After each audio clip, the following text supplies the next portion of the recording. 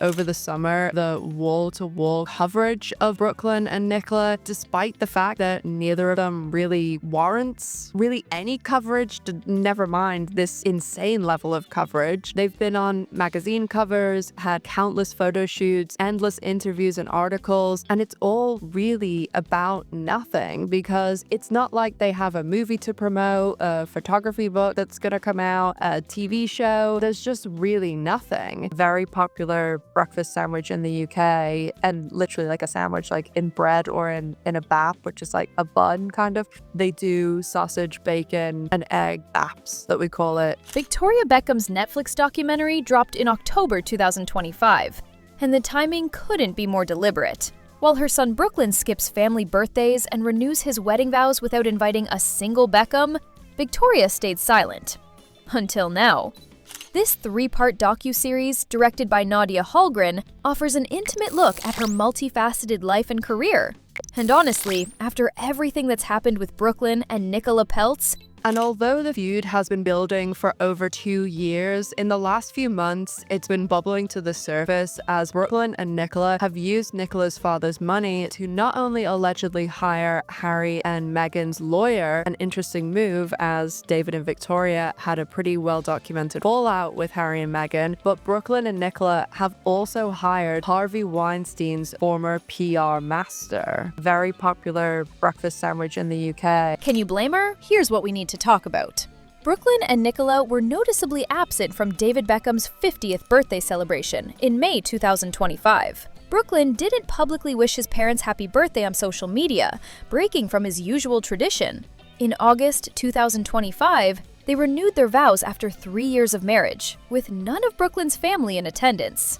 And through all of it, Victoria said nothing publicly. No leaked quotes, no passive-aggressive posts. That silence was strategy. So when Victoria's documentary centers her career journey from Spice Girl to fashion designer, it's not just storytelling, it's her putting the official record straight. And what she reveals might change how you see this entire family drama. The series traces Victoria's story from her formative years and rise with the Spice Girls, through her relationship with David Beckham to her relentless work in haute couture. It follows her as she prepares to unveil her Spring-Summer 2025 collection at Paris Fashion Week in September 2024. But here's the brilliant part. David had his Netflix documentary in 2023. The Beckham series addressed the Rebecca Luce affair allegations briefly, just enough to acknowledge it without making it the focus. Victoria's doing the same thing now. Brooklyn only appears in the documentary as old baby footage. He was noticeably absent from the October 8th premiere in London. That tells you everything. She's not dedicating segments to the feud, she's telling her story. And if people notice who's missing, that's their conclusion to draw, not hers to force. Think about what this documentary represents. While Brooklyn and Nicola speak through PR placements and magazine covers, Victoria speaks through work she controls. The documentary features perspectives from fashion insiders including Tom Ford, Roland Mouret, and Anna Wintour. She doesn't need to say Brooklyn's name to send a message. The work itself is the message. Before the Spice Girls, Victoria was a theater-obsessed kid in Hertfordshire who felt like an outsider, was bullied, and didn't fit in. Her parents even mortgaged their home to fund her theater school training. She wasn't handed anything. At 19, she auditioned for the Spice Girls and became part of the world's best-selling girl group. Then she married David and became half of one of the first mega celebrity couple brands. But here's what most people forget.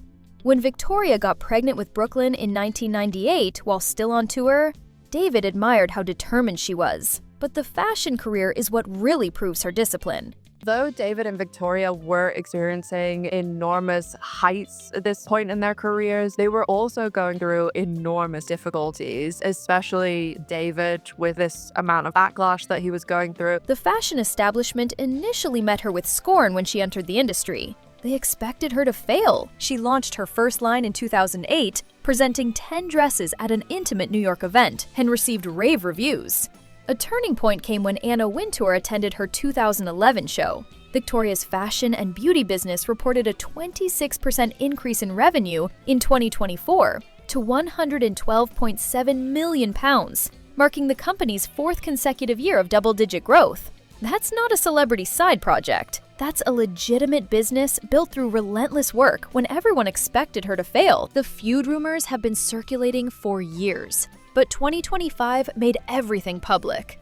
Before the vow renewal, Brooklyn and Nicola had skipped Victoria's 50th birthday in April 2024, and David's 50th in May 2025.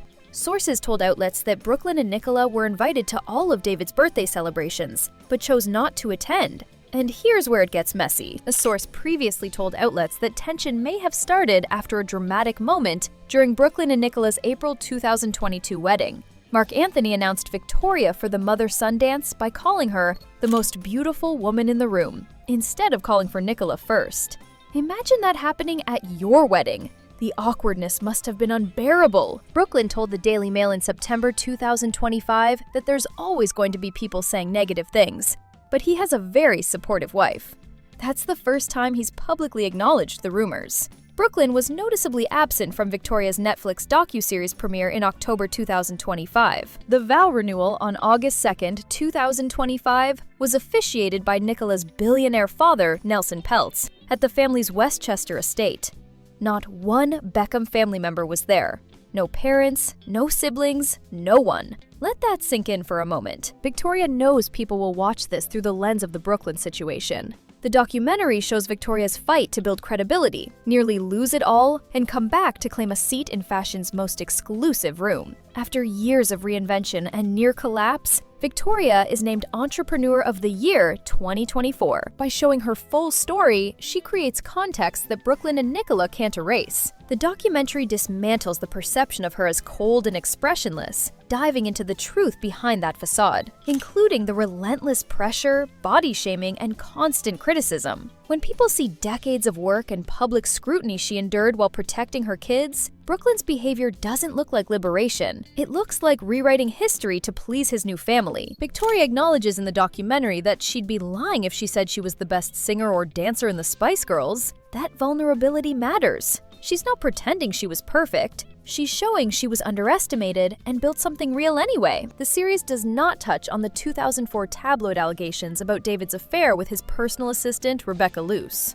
Just like David's documentary, they acknowledge hard times existed without dwelling on them. Current rumors of a family feud are also completely omitted, though all of Victoria's children except Brooklyn appear in the docuseries. That restraint is what separates the Beckhams from how Brooklyn and Nicola operate. Brooklyn and Nicola reportedly hired reputation management lawyers in June. They're fighting in public. Victoria makes one documentary and lets it stand as the record. Victoria had just turned 50 when filming began in August 2024, moving into a new identity and asking, well, who am I now? Victoria Beckham Beauty launched in 2019 and has grown from 3 products to a full line of color cosmetics, skincare, and fragrance. She's still building, still working, still proving herself.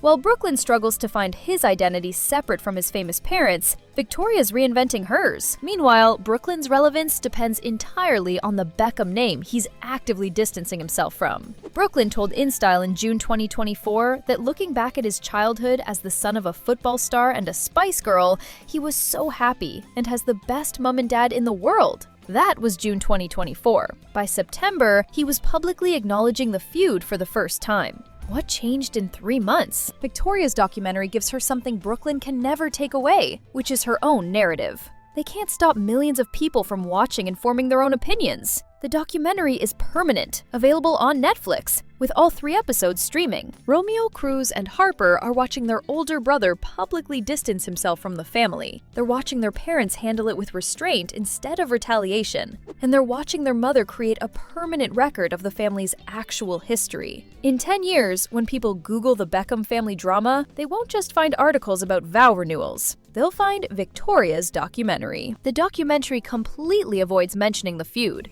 Brooklyn only appears as baby footage, but his absence from the premiere was noticed by everyone. Even after everything, she's still his mother. She's not attacking him, she's just telling her truth. Victoria Beckham putting her story on record isn't desperation. It's strategy by someone who understands media and branding. Sometimes, the best way to fight back is to not fight at all. Just tell your truth. Show your work, and let people decide. The documentary is Victoria doing what she's always done. Absorbing the impact, staying focused, building something that lasts. Brooklyn and Nicola can have their magazine covers. Victoria has 3 decades of proof that she knows how to survive in an industry that's tried to destroy her multiple times. And now, that proof is on Netflix, for anyone who wants to see it. What do you think? Is Victoria's documentary a smart strategic move? Or too little too late? Should she have spoken out sooner? Or is the restraint what makes this powerful? Let me know in the comments. And if you want more deep dives into celebrity family dynamics, subscribe, because we're just getting started.